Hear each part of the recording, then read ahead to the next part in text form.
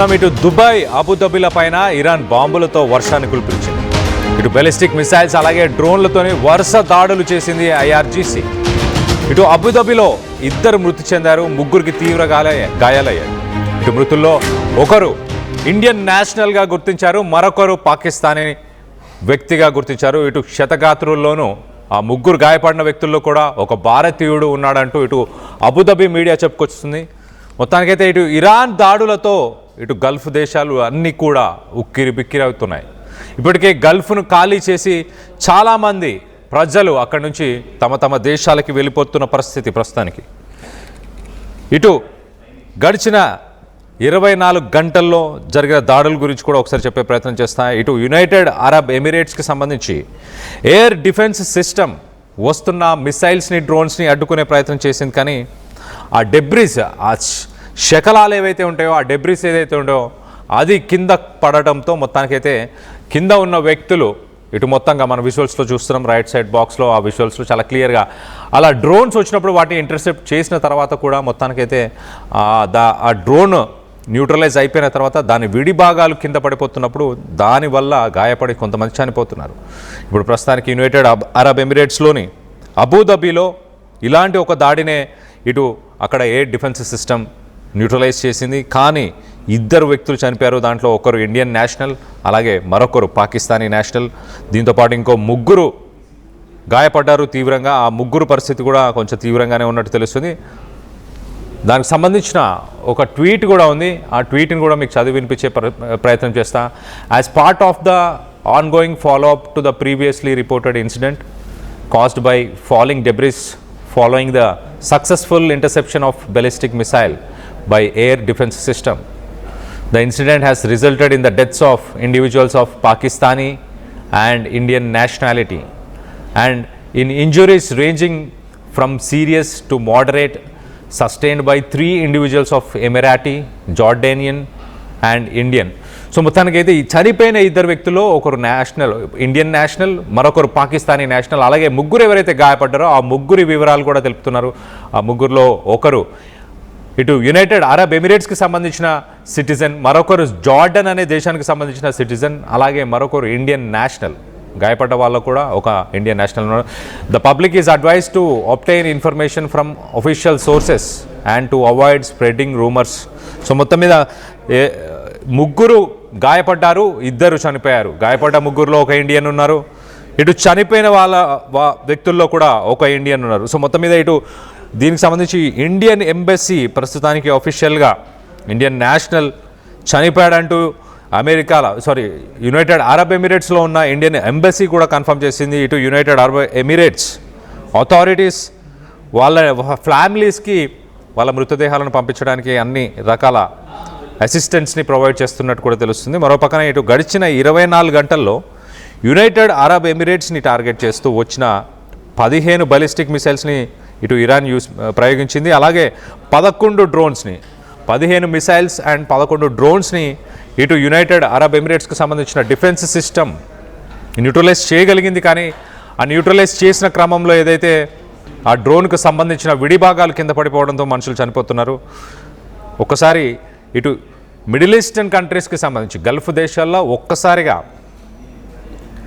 ఒక్కసారిగా regional escalation high లెవెల్కి వెళ్ళిందని చెప్పుకోవచ్చు. మొత్తంగా యునైటెడ్ అరబ్ ఎమిరేట్స్పై యుద్ధం మొదలైనప్పటి నుంచి ఇప్పటిదాకా దాదాపు 370 బలిస్టిక్ మిసైల్స్ని ఇరాన్ ప్రయోగించింది. అలాగే 1800 డ్రోన్స్ని ఇప్పటిదాకా ఇటు యునైటెడ్ అరబ్ ఎమిరేట్స్ పైన ఇరాన్ ప్రయోగించింది. సో ఓవరాల్గా చూస్తే కనుక 2200 డ్రోన్స్ అండ్ మిసైల్స్ టోటల్గా మనం చెప్పొచ్చు.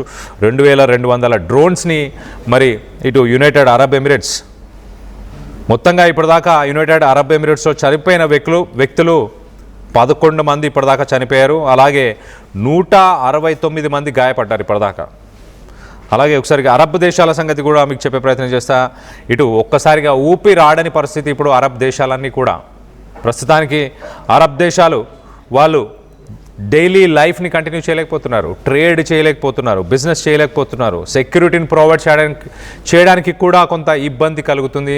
అలాంటి పరిస్థితులు ప్రస్తుతానికి అరబ్ దేశాల్లో నెలకొని ఉన్నాయి. ఇటు యునైటెడ్ అరబ్ ఎమిరేట్స్ గవర్నమెంట్ చాలా క్లియర్గా ఆఫీషియల్ సోర్సెస్లోనే అఫీషియల్ సోర్సెస్కి సంబంధించిన ఇన్ఫర్మేషన్ని మాత్రమే నమ్మాలి అంటూ చెప్పుకొచ్చే ప్రయత్నం చేసింది.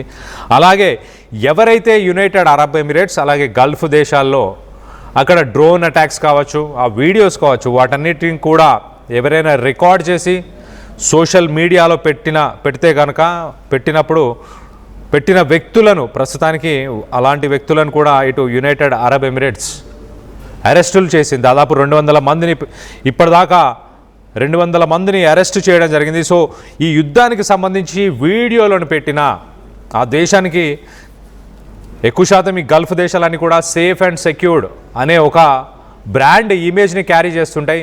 ఇప్పుడు ఆ సేఫ్ అండ్ సెక్యూర్డ్ అనే ఇమేజ్ అక్కడ జరుగుతున్న దాడులకు సంబంధించిన వీడియోలు బయటకు వస్తే కనుక ఆ ఇమేజ్, ఆ బ్రాండింగ్ పోతుందన్న ఉద్దేశంతో మొత్తానికైతే ఇటు అలాంటి వీడియోలు ఎవరైనా తీసినా, ఏ దేశానికి సంబంధించిన వ్యక్తులైనా ఆ వీడియోలు తీస్తే మాత్రం వాళ్ళని అరెస్ట్ చేస్తున్నారు. ఇప్పటికి సుమారు 200 మందిని అరెస్ట్ చేశారు. దానికి సంబంధించిన విజువల్స్ని ఒక్కసారి చూద్దాం. ఇటు నిన్న 15 బలిస్టిక్ మిసైల్స్ అలాగే 11 డ్రోన్స్ని వాడారు. ఆ 11 డ్రోన్స్ అలాగే 15 బలిస్టిక్ మిసైల్స్కి సంబంధించిన దాడులకు సంబంధించిన విజువల్స్ని ఒకసారి చూసే ప్రయత్నం చేద్దాం.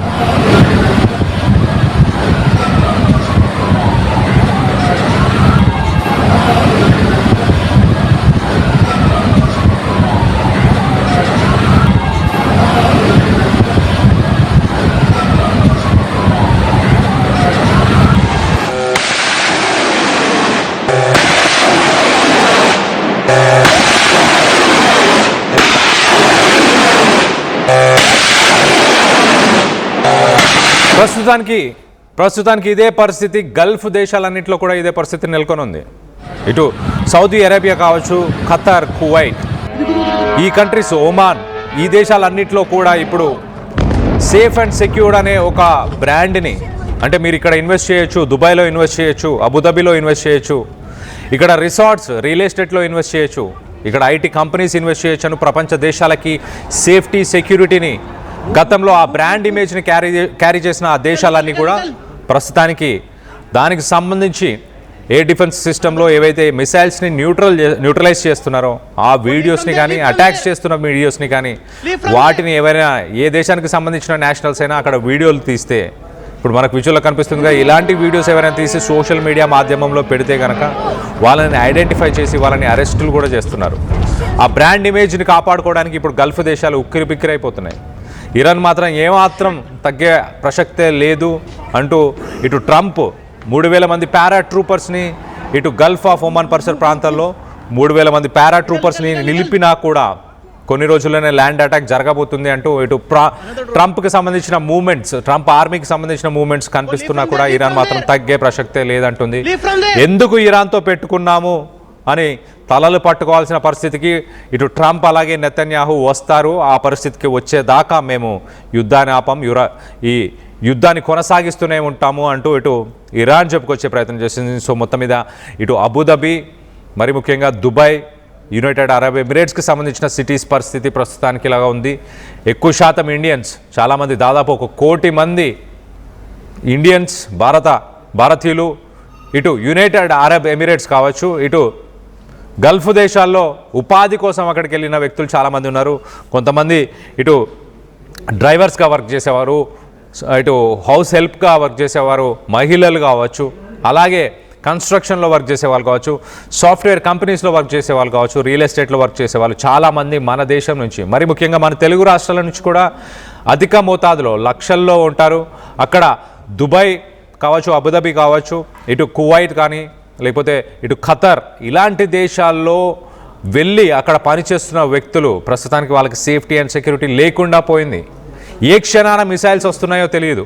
ఆ మిసైల్స్ని అక్కడున్న గల్ఫ్ దేశాలు విజయవంతంగా వాటిని న్యూట్రలైజ్ చేయగలుగుతున్నాయి, గాల్లోనే వాటిని పేల్చేయగలుగుతున్నాయి. కానీ పేల్చిన తర్వాత ఆ విడి భాగాలు కింద పడుతున్నాయి కదా, ఆ విడి భాగాలు పరిసర ప్రాంతాల్లో ఉన్న రెసిడెన్షియల్ బిల్డింగ్స్ మీద కావచ్చు, రోడ్ల మీద కానీ ఎక్కడైనా పడే అవకాశం ఉంటుంది. ఆ శిథిలాల వల్ల, ఆ విడిభాగాలు పడిపోవడం వల్ల మృతి చెందుతున్నారు. అలాంటి ఒక మృతి చెందిన నేషనల్ ఇండియన్ నిన్న గడిచిన 24 గంటల్లో ఇటు అబుదాబిలో ఒక ఇండియన్ నేషనల్ చనిపోయాడు. మరి ఆయన ఏ రాష్ట్రానికి సంబంధించిన వాడన్న వివరాలు ప్రస్తుతానికి ఇంకా రావాల్సి ఉంది. మరో పక్కన గాయపడారు, 3 వ్యక్తులు గాయపడ్డారు. ఆ గాయపడ్డ ముగ్గురు వ్యక్తుల్లో కూడా ఒక ఇండియన్ నేషనల్ ఉండడం, సో మొత్తానికైతే ఇండియన్స్ ఎవరైతే ఇటు గల్ఫ్ దేశాల్లో ఎవరైతే ఉన్నారో కొంత సేఫ్టీ అండ్ సెక్యూరిటీని పాటించే ప్రయత్నం చేయండి. ఇటు ఓపెన్ ఏరియాస్లో రోడ్లపైన కానీ ఓపెన్ ఏరియాస్లో కారిడార్స్లో మీరు మీ టైంని స్పెండ్ చేయకుండా సేఫ్టీ అండ్ సెక్యూరిటీని ప్రయారిటీగా చేసుకొని కొంత అండర్ గ్రౌండ్లో కానీ ఇటు షెల్టర్స్ ఎక్కడైతే ప్రొవైడ్ చేస్తున్నారో గల్ఫ్ దేశాల్లో ఆ షెల్టర్స్లో మీరు సేఫ్గా ఉండే ప్రయత్నం చేయండి. లేకపోతే మీరు వర్క్ చేసే దగ్గర కూడా కొంత సేఫ్టీని దృష్టిలో పెట్టుకుంటే బాగుంటుందని చెప్పేసి తెలుస్తుంది. సో మొత్తం మీద ఇండియన్స్ ఒకరు చనిపోయారు, ఒకరు గాయపడ్డారు. అబుదాబిలో నిన్న జరిగిన దాడిలో దాదాపు 15 బెలిస్టిక్ మిసైల్స్ 11 డ్రోన్స్తోని ఇరాన్ దాడి చేసింది. వాటన్నిటిని కూడా సక్సెస్ఫుల్గా ఇటు యునైటెడ్ అరబ్ ఎమిరేట్స్ గాల్లోనే వాటన్నిటిని న్యూట్రలైజ్ చేయగలిగింది, పేల్చేయగలిగింది. కానీ ఆ డెబ్రీస్ ఏదైతే ఉందో ఆ డెబ్రీస్ వల్ల ప్రాణాలు కోల్పోతున్నారు. దీనికి సంబంధించి మీరేమనుకుంటున్నారు? గల్ఫ్ దేశాల నుంచి ఎవరైనా ఆ టీవీని చూసేవారు ఎవరైనా ఉంటే అక్కడ పరిస్థితులు ఎలా ఉన్నాయి అంటూ దానికి సంబంధించిన వివరాలను కింద కామెంట్ రూపంలో తెలియపరచండి. నిన్న చనిపోయిన ఇండియన్ నేషనల్ ఎవరైతే ఉన్నారో ఆయన ఏ రాష్ట్రానికి సంబంధించిన వాడు, దానికి సంబంధించిన వివరాలు మీ దగ్గర ఏమైనా ఉంటే కింద కామెంట్ రూపంలో తెలియపరచండి. ఆ కామెంట్స్ని కూడా నేను చదివి వినిపించే ప్రయత్నం చేస్తాను.